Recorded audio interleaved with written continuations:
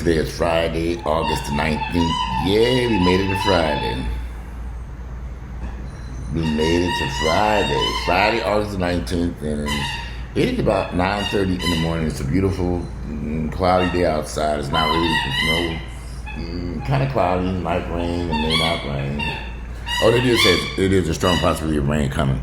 As you can hear, Grayson is up to his usual shenanigans in the morning time, ripping and running and playing with his toys and biting on my furniture over here.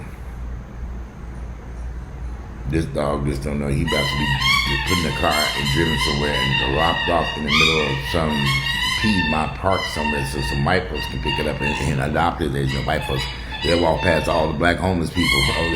They'll see a running little dog running around and chase them down and feed and take care of him. But they won't feed them homeless niggas laying out there. I'm watching white folks. Y'all know I love white people, don't y'all? I just be teasing y'all. White folks are good people. Just don't move next door to them. So, welcome to Niggerville, y'all. How the hell you gonna get into a fight with your brother in a car and y'all shoot each other dead?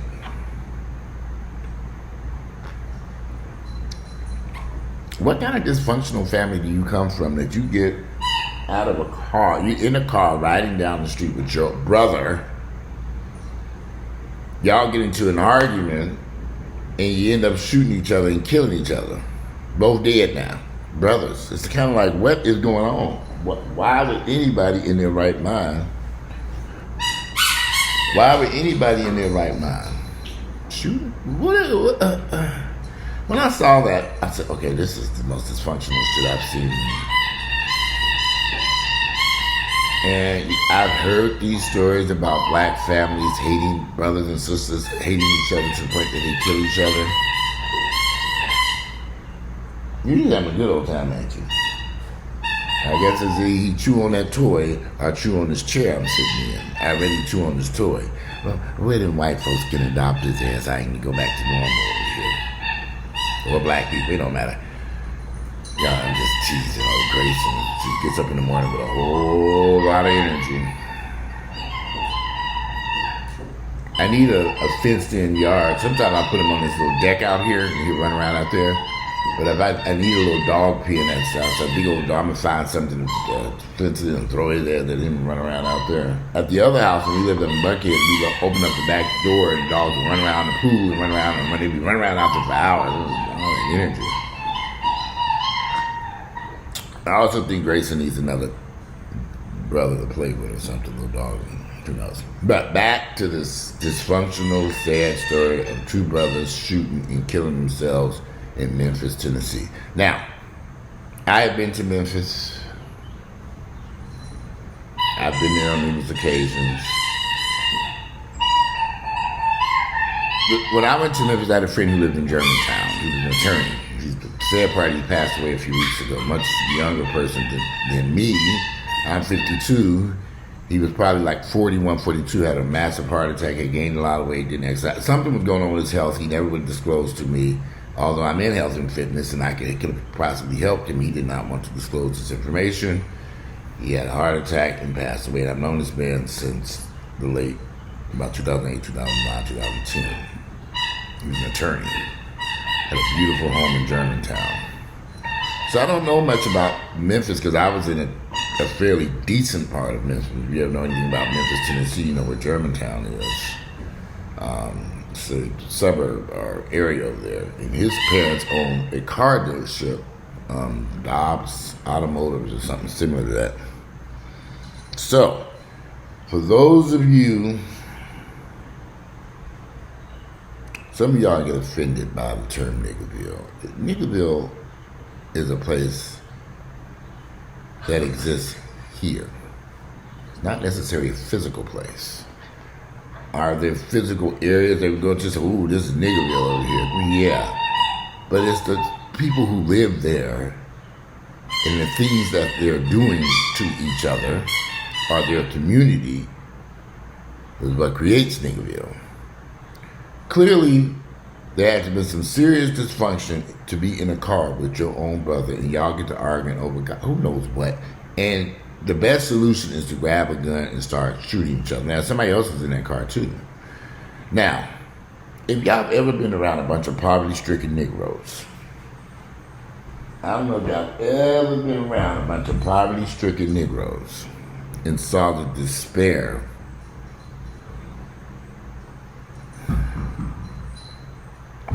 if you've ever seen these communities, and I can't speak about the situation in Memphis. I've heard about it. I've seen it on the internet. But I can imagine it. Memphis has some very horrible neighborhoods similar to Atlanta, parts of Miami, Chicago, Los Angeles. We all have these slums that are so horrible, and people grow up in these horrible environments. These parents have these children. These women have these kids, multiple daddies, baby daddies. There's dysfunction. There's no love. It's just some basic survival for these families, these kids. I think y'all know what I'm talking about, because we try to avoid Niggerville. We try to not be in those areas, at least you don't want to be in those areas. People growing up in these communities where, you know, you have these apartments that are in such disarray, homes that people live in. You say, wow, people actually live in those houses. I never forget when I first started renovating homes here in Atlanta, and we would go out looking at these houses, and you think that you're just an abandoned house, and you say, then you notice people live in these houses, and they look like nobody lived there. It's like, do people really live in these homes?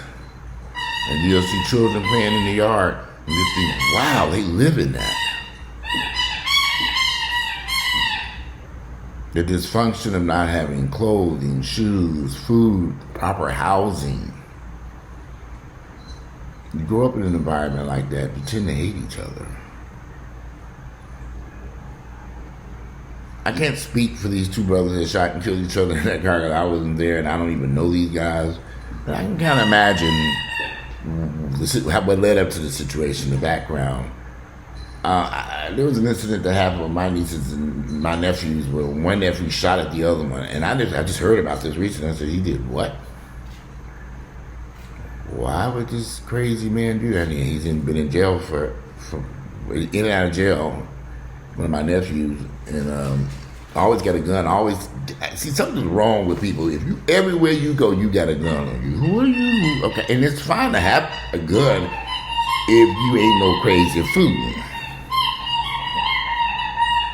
It's okay to have a gun. I don't see nothing wrong with that. You can carry a firearm if you're not insane. Problem is, you got all these crazy motherfuckers who got guns. Why? You know, so one of my nephews in jail right now. He's always with these guns, firing, shooting guns in there, shooting it. What is wrong with this crazy nigga? He right where he need to be, in jail. Uncle Walter, you can get me out for what? No, nigga, sit your ass right over there where you at. Anybody gonna get you out? This you sit your ass right where you are, because it sounds like to me that's where you need to be, because you're ignorant. These two brothers that got into it, you know, I'm sure as more of the story comes out, and they release photographs, but you know, you can also sometimes kind of look at a person's Instagram page or Facebook page, and you can kind of see the lifestyles that they live. People constantly showing these guns and drugs, and you know, they're all about that life. Like this man, he all about that damn life. You all about that life, ain't you? And I'm trying to do this video, and you won't leave me alone. I'm all about that life, but I'm biting. You just all about that life, huh? I'm all about that life.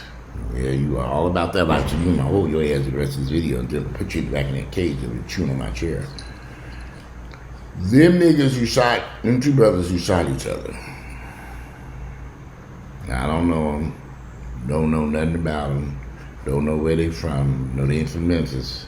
Niggerville 2.0 from what I've heard and what people have told me and what I've seen on the internet. Never seen it in person. Don't need to.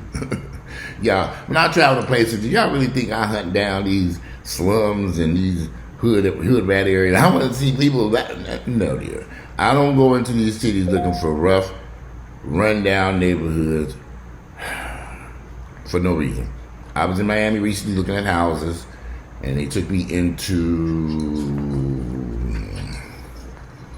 what was it, Cubatown? They took me into some areas I had never been into before. And I drove over there looking at my house. I saw them niggas running around there. I was like, where the fuck? What part of Miami did y'all take me down? Where are we? And it's like, and then they showed me 500, 600, 700,000 houses over here in this hood rat areas with projects all over the place. They still had housing projects down there, big, massive, dirty, nasty looking housing projects down in Miami, parts of Miami. I was like, I was in Miami. I looked at something in Miami Gardens. Miami Gardens wasn't that bad.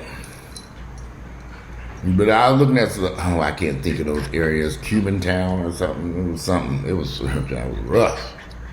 But I've been to Miami 1,000 times and never really seen. I've heard about these areas, seen on the internet, but to see that shit in person,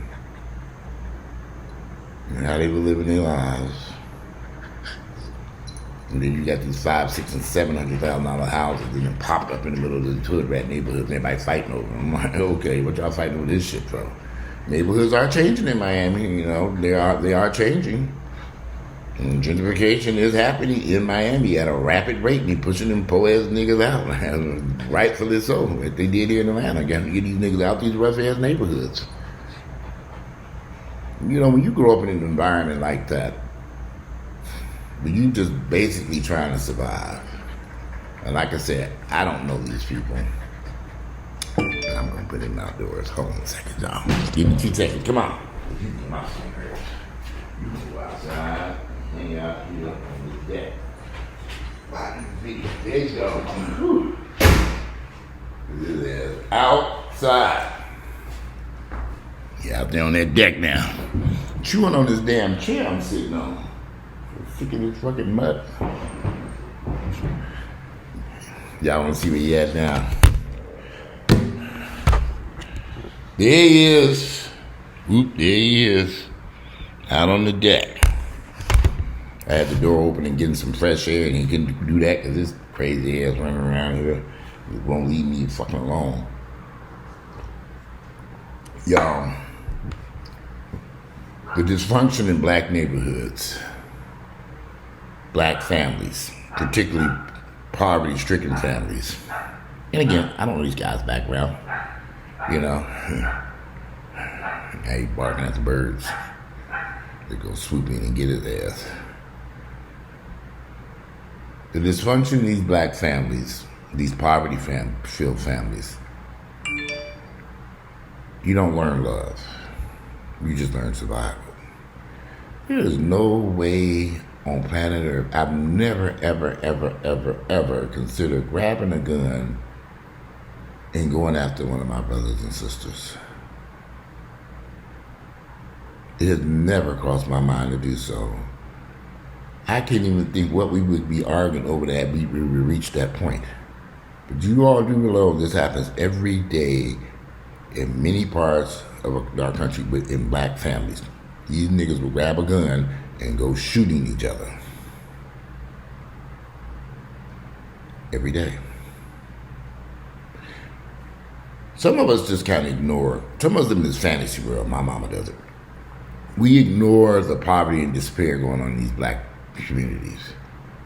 Because it may not impact our lives as we drive through the ghetto, or what's left of the ghetto. When in some cities like Miami, they got a whole lot of ghetto left. Atlanta has done a very good job of dispersing the ghetto here in the city. It's still here, it ain't like it used to be. So you really don't see it as much, unless you just so happen to be riding through Clayton County.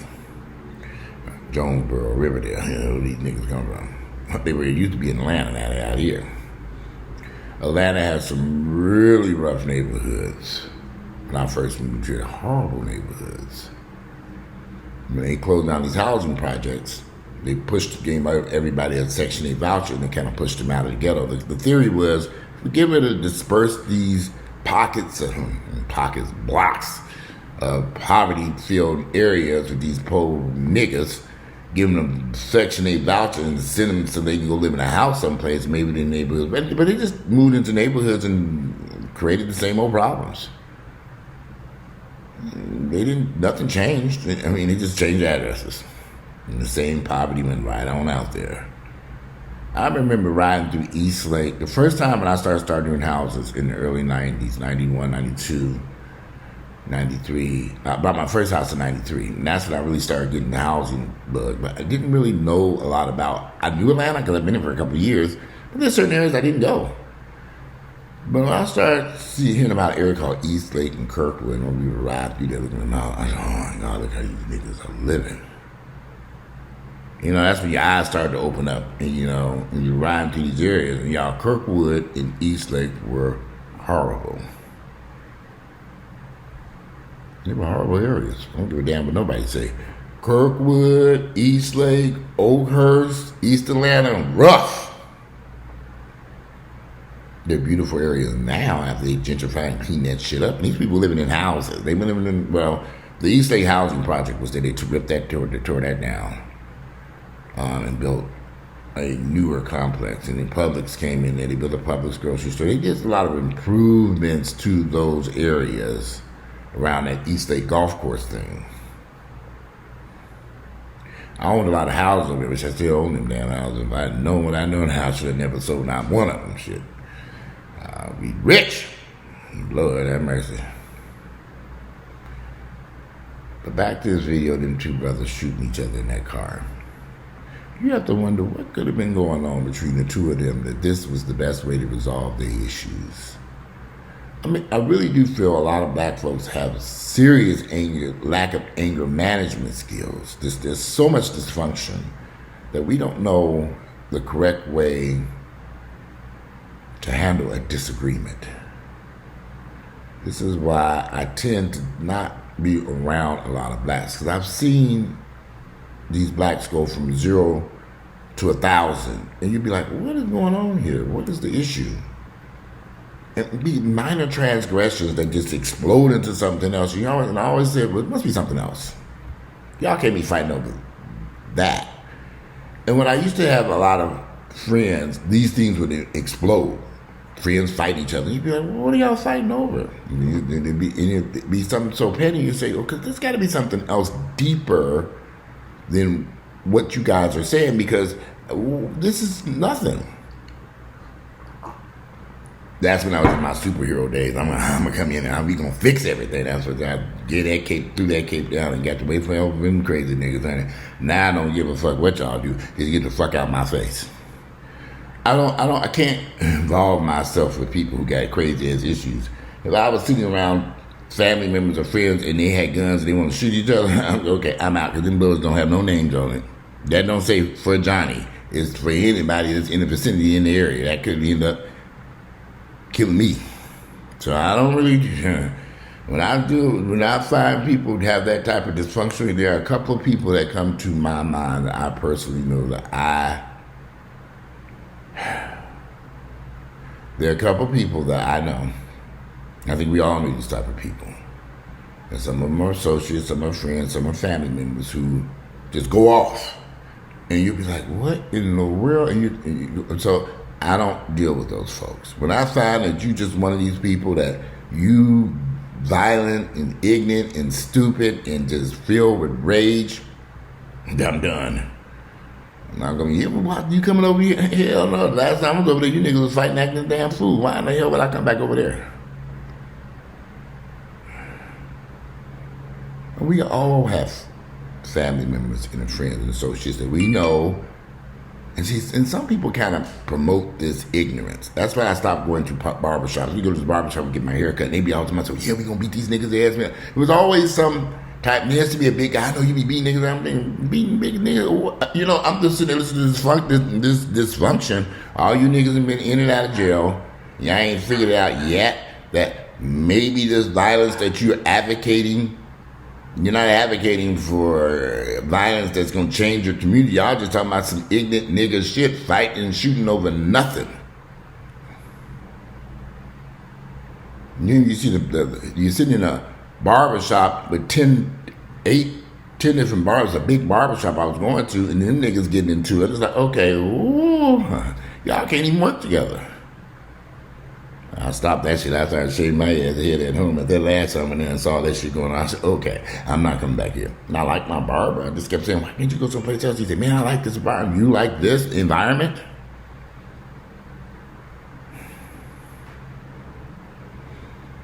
This was off Wesley Chapel. I ain't had no business going off Wesley Chapel to get no haircut anyway, but I don't know reason why I was going there because he worked there. So, Lord have mercy. Nigga ass niggas. When you go around a bunch of niggas, you better be careful the environment you go into. And y'all, and some of y'all live in this fantasy world like my mama. Mama, watching that wrong. My mother, she always come up with some fucking excuses for niggas and they fucking bullshit. She always comes up with some reason why niggas do the bullshit that they fucking do. And I would listen to her, I was like, Mama, oh, Lord have mercy. She lives in a fantasy world. I can't live in that fantasy world. I have to live in reality. So some places I'm not going. I'm not going around a bunch of crazy ass niggas that I know that any minute something could pop off and it be a disaster. I couldn't have imagined getting in a car with two crazy niggas, I think, because people probably known they probably was already on edge already, and they get into an argument, nigga, what you do? I can see them niggas, and then they're shooting each other in the car. They can try to kill each other in this damn car, a moving vehicle at a stoplight.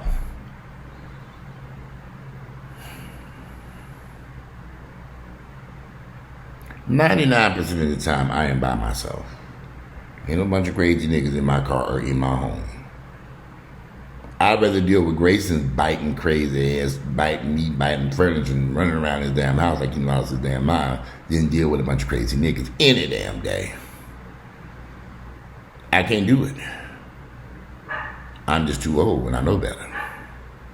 You surround yourself with a bunch of ignorant niggas, you're gonna be one more ignorant nigga. But anyway, I just thought that news report was kind of odd to me. The two brothers were shooting, killing each other, but it happens. We know this happens. I'm thinking, what could have taken place that this was the best way to resolve their differences? Nothing.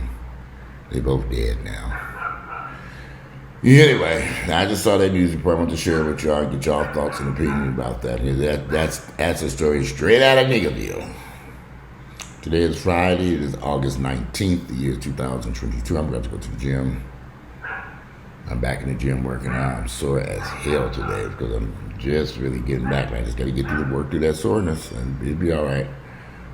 Lightweight, high reps, and short exercises. I dropped them. Yesterday I was working out and doing back, and then I said, you know what? I've been there for about an hour and a half, 2 hours. And I said, okay, it's time to get the fuck up out of here. I could barely move. I was trying to carry my little gym bag and walk out of there. I got my arms and so I said, oh shit, I gotta get to this car. I'm not gonna make it. I ain't gonna make it to this car. I ain't gonna make it to this car. I got in the car. I said, oh, Lord, that mercy. My upper body was sore as hell. But back, just not getting back to working out. I took a few months out to work on this old raggedy house. Anyway, I'm out of here today. It's Friday, August 19th. The year is 2022. You guys enjoy the rest of your beautiful Friday.